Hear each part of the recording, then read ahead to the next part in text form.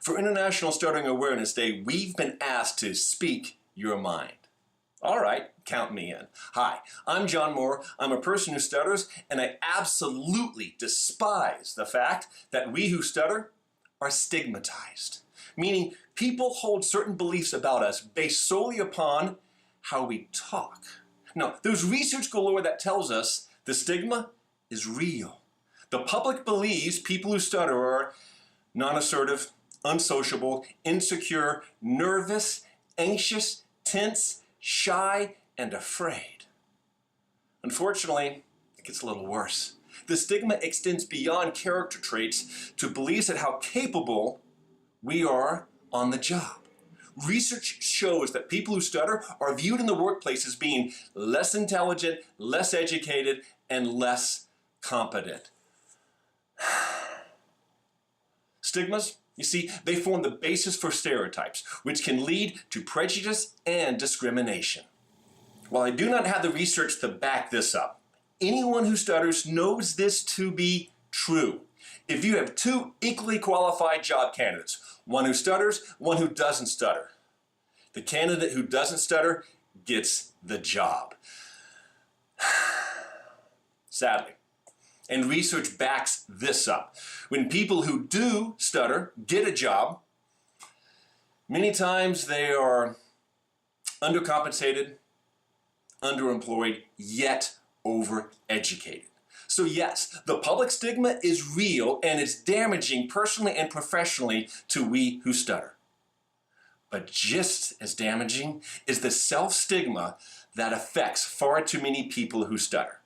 Self-stigma, now that is all that negative self-talk that happens when we who stutter believe those stereotypes and attach them to ourselves.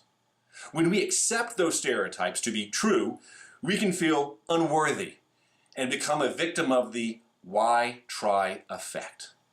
That is, why try to become a lawyer? Because I stutter. Why try to become a museum tour guide? It's because I stutter. Why try to ask someone out on a date? I stutter. Why try to do so many things that require talking? Well, that's because I stutter. Why try? Well, I hope you try so that you can improve the quality of your life. I hope you try so that you can escape all that negative self-talk that can prevent you from trying to achieve something you think is unachievable. But if those two angles do not convince you to try, here's where I'm really going to follow through on the speak your mind topic. If you don't want to try for yourself, try for someone else. I'm going to repeat that. If you don't want to try for yourself, try for someone else. We who stutter have a responsibility to pave the road for people who stutter that follow us. Every time we try to do something that people believe we cannot do because we talk different, we help to bust the stigma of stuttering. Every time we're able to change one person's perception about what we who stutter are capable of doing and achieving, we make it a little easier for the next person who stutters that follows us. So why try? Try for the 8-year-old child who will follow you. Pave their road ahead by helping to make their life a little smoother by trying to bust the stigma of stuttering.